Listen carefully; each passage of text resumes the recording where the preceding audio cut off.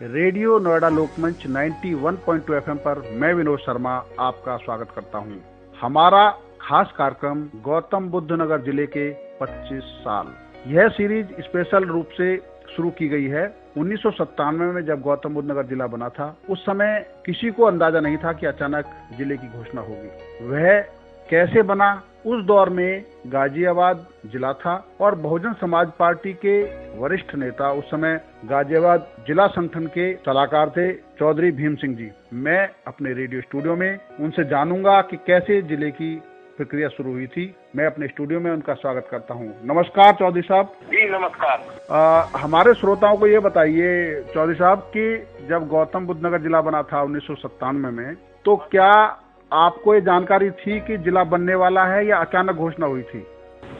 नहीं, वो जैसे पहली मुख्यमंत्री बनी थी जी, तो ये जो दलितों के, गरीबों के मसीहा थे, उनके जो पैरोकार थे पहले, जैसे बाबा साहब अम्बेडकर हैं, ज्योतिबा फूले हैं, भगवान गौतम बुद्ध हैं, तो ये उनके पहले से ही विचार विमर्श करते थे कि हमारी सत्ता जब आएगी तो हमें उनके नाम पर जिले बनाने हैं और उनके नाम पर और बहुत सारे वो भी बनाने हैं, जो अभी जैसे नोएडा में बना है, जैसे वहाँ उनका अम्बेडकर वो बना स्मारक बहुत बड़ा लखनऊ। जी जी जी जी जी। तो उनके बहन जी के दिमाग में तो पहले ही से था कि भाई हम ये सब बनाएंगे। लेकिन जब ये बनाया गया था तो वो उस वक्त किसी को पहले सलाह नहीं दिया था, न किसी से बात की थी। लेकिन ये प्लानिंग थी, इसलिए वो मेरठ में रैली के दौरान उन्होंने घोषणा कर दी। इसके बाद जब जाके मंत्रिमंडल में पास करके जिला बनाया गया। वो शायद 30 अप्रैल थी जो मेरठ में रैली थी। 30 अप्रैल 97 को हुई थी मेरठ रैली में। पहले उनको आदेश हो गया था 6 मई को नोटिफिकेशन कहते हैं जिसको गवर्नमेंट ऑर्डर हो गया था, जो स्थापना हो गई थी। और फिर डीएम की 15 मई के बाद डीएम भी यहाँ आ गए थे। पहले सिद्धू थे, मोहिंदर सिंह सिद्धू, मेरे ख्याल उनका नाम था। जो थे पंजाब के थे, यूपी कैडर के थे, फिर बाद में वो उत्तराखंड चले गए थे। उसके बाद 1 जून को मुझे बहन जी ने यहाँ जिला अध्यक्ष बनाया, सीएसपी यूनिट का, जिले की यूनिट का। हाँ। तो एसएसपी और डीएम यहाँ तैनात किए गए और फिर हमें ग्रेटर नोएडा में जिला मुख्यालय बनाया और जब टेम्परेरी बनाया था साइडों में।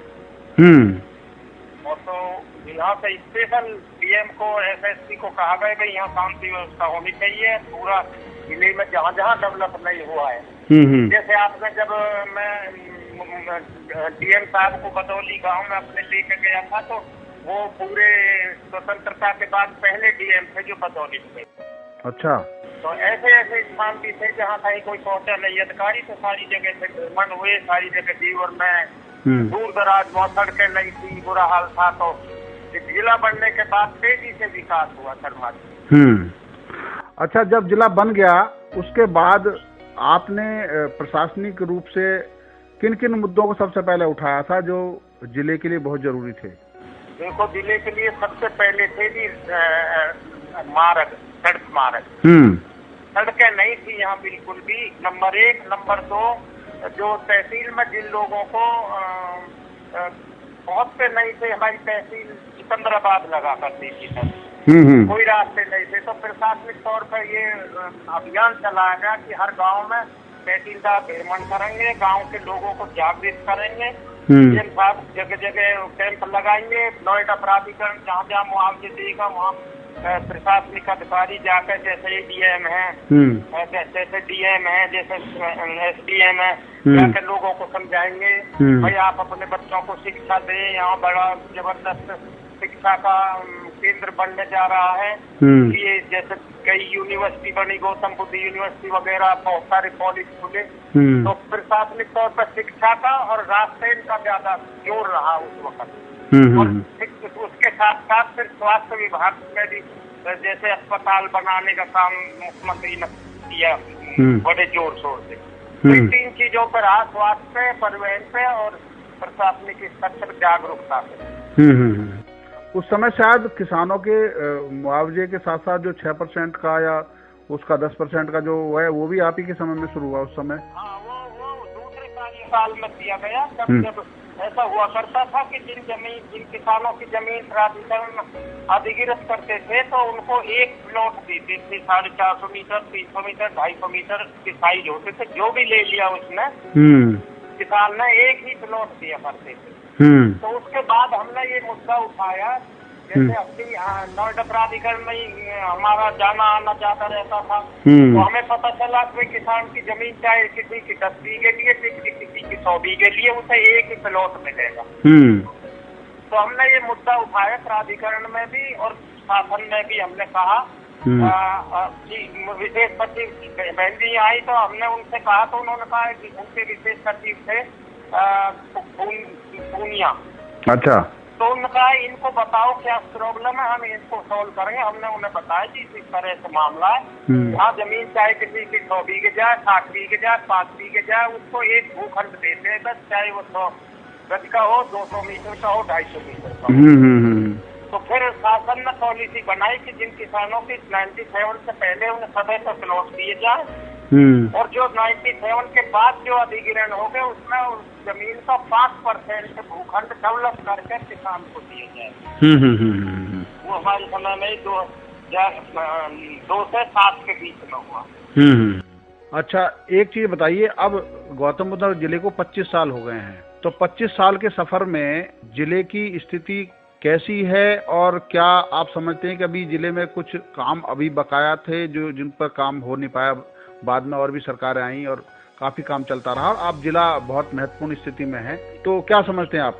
जी नहीं, डेवलपमेंट में तो कहीं मेरे हिसाब से ज्यादा कोई प्रॉब्लम है नहीं जी, लेकिन जो बड़ी प्रॉब्लम है, जो यहाँ पहले किसान रहते थे जिनकी जमीन पे नोएडा, ग्रेटर नोएडा और यमुना प्राधिकरण बने हैं, यहाँ किसानों की समस्याएं आज भी मुंह बाए खड़ी हैं।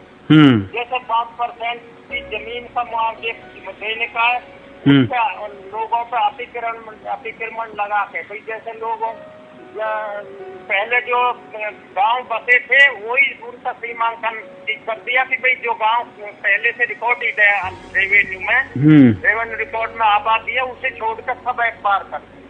लेकिन गांव पिछले 30-40 साल में गांव 4-5 गुने आबादी होगी, 4-5 गुना जमीन गिर जाएगी चारों तरफ गांव के। तो उस जमीन का स्थायीकरण करने के लिए प्राधिकरण ने, किसी भी प्राधिकरण ने कोई मुकम्मल रास्ता तय नहीं करा।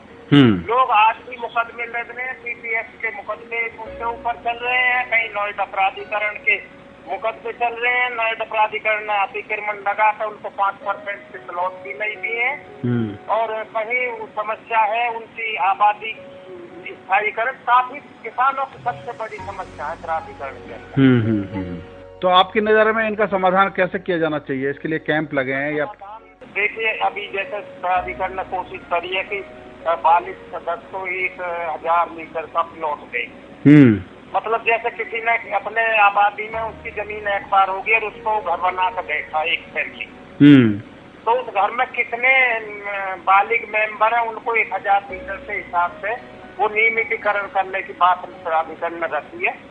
तो कुछ लिहाज तक वो हो जाएगी, लेकिन 1000 गज भी कम है किसान के लिए, क्योंकि जैसे बालिग किसान अभी 18 साल का माना जाता है।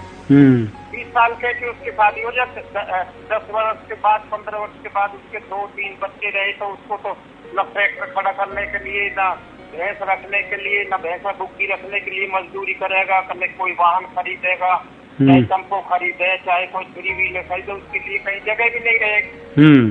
तो उसको ज्यादा जगह दी जाए। दूसरी बात यह है कि जैसे समस्या ऐसे हल होनी चाहिए कि जैसे किसी की जमीन जिस हिसाब से आप 5% देते हो, उसके हिसाब से तो कम से कम जमीन किसान को दी जाए। जिसकी जमीन एक बार करिए उसको ज्यादा छोड़ी जाए। 5% के प्लॉट के साथ उसे जो आबादी की जमीन है उसकी गाँव में होगी। और दूसरी जी जमीन देते हैं नोएडा, तो नोएडा प्राधिकरण जमीन के बदले में जमीन देता ना, 5% जमीन जो हम आपको मुआवजे वापस लेते हैं उसका 5% की जमीन का 10% मुआवजा काटते हैं। फिर उसका अलॉटमेंट लेते हैं, फिर उसकी लीज होती है, वन टाइम लीज जमा कराते हैं, फिर उसकी रजिस्ट्री होती है, तो लगभग दुगना तिगना पैसा लग जाता है। लेकिन उसी जमीन को जो तो किसान के बदले में 5% के बदले में 10% जमीन के बदले में 5% मिली है, लेकिन वो मुआवजे की जमीन होनी चाहिए। जब वो देखता कि इनकम टैक्स उस पर नोटिस भेज देता। सरकार को कई बार कहा, उन्होंने कहा आपकी बात तो वाजिब है, हमें 10% के बदले में ये जमीन मिली है, अब ये डेवलप करिए, इसलिए तो हमें 5 दिए 10 के बदले। बिल्कुल 5% तो हमारी डेवलपमेंट काट लिया आपने जी। तो वो चाहिए कि जो कहीं अपनी बेटी की शादी के लिए, अपना घर मकान बनाने के लिए, अपना जीवन यापन करने के लिए कोई अगर जमीन बेच कर कहीं पैसे लेता तो उस पर नोटिस नहीं आना चाहिए, उसे मुआवजे की श्रेणी में रखना चाहिए सरकार। बिल्कुल। अच्छा, जो गांवों के विकास की बात कही गई कि भाई नोएडा, ग्रेट नोएडा, यमुना जो भी है, उनके विकास, गांवों के विकास भी सेक्टर की तर्ज पर किए जाने चाहिए, तो नया जिला बनने के बाद क्या इसमें प्रोग्रेस हो पाई या अभी भी बहुत गुंजाइश है? इस तरह के गांव और सेक्टर की तर्ज पर, मतलब सेक्टरों की तर्ज पर गांवों का विकास किए जाने की बात हुई और 1997 के बाद जब नया जिला बना तो क्या कुछ गांवों का विकास इस तर्ज पर हो पाया या नहीं हो पाया? जी, गांवों का विकास सेक्टरों की तर्ज पर करने की बात थी, तो क्या कुछ गांवों का विकास ऐसा हो पाया या अभी उसमें बहुत गुंजाइश है? शहर की तर्ज पर तो ये कर ही नहीं सकते सर गांव का विकास जी, क्योंकि गांव में जो आबादी है, जो लोग रहते हैं, वहाँ रास्ते बहुत छोटे हैं। छोटे रास्ते होने की वजह से वहाँ पे जो है पानी की निकासी, सीवर लाइन की निकासी वो सुव्यवस्थित नहीं हो सकती, इसलिए वहाँ गंदगी इतनी रहती है कि नाली में कीड़े हो जाते हैं। तो कहने के लिए कि भाई गांव को शहर की तरह पकड़ते हैं, लेकिन गांव में कहीं एक बार अगर कहीं उन्होंने सरंजा डाल दिया तो फिर 10 वर्ष कोई देखने नहीं आता। सफाई की स्थिति ये है वहाँ पे भी कि 5000 की आबादी तक 3 लोग काम करते हैं। वे नाली भी वही सफाई करेंगे, झाड़ू भी वही लगाएंगे और वहाँ पे सीवर भी वही साफ करेंगे। बेचारे वो स्थिति है कि 3 आदमी तो 5000 की आबादी 3 आदमी सफाई करेंगे। ये व्यवस्था बड़ी जो है ना नाजुक है, शहर की तरफ कहाँ होगी वो। लेकिन कहते हैं, कहने के लिए गाँव वाले जब शिकायत करते हैं तो फिर पेपरबाजी में जरूर करते हैं कि भाई हम शहर की तरह से विकास करेंगे, लेकिन प्राधिकरण विकास नहीं करता। शहर की तरफ से तो छोड़ो, जो की झोपड़ी भी साफ है जो शहर में रहती है मंदिर से, जबकि झोपड़ी जैसे 9-10 हेक्टेयर की है, वहाँ समसमाती सड़कें हैं उनके। जी जी जी, जब सरकार की जमीन पर बैठे हुए नोएडा प्राधिकरण किसान अपनी जमीन पर बैठा उसे भी छीन रहा है। ये समस्या पिछले 40-45 साल से ये समस्या हल नहीं हुई नोएडा में। और कोशिश की है, देखो अब इसका क्या रिजल्ट आता है। 5% का प्लॉट देते हैं, जमीन के बदले में जमीन भी है, लेकिन वो कॉमर्शियल यूज नहीं कर सकता। उस पर अब कमेटी बनाई है, क्या क्या करेंगे, कितना पैसा देना पड़ेगा कॉमर्शियल के लिए, कितने पैसे के बाद कैसे नक्शा पास करवाओगे, कैसे फिर उस पर क्या क्या चीज तुम कॉमर्शियल यूज कर सकते हो, वो दुनिया भर की पाबंदियां। अब आप कहे तो बैंक खोल सकते हो, तो हर किसान के 5% उस बैंक नहीं खोल सकते।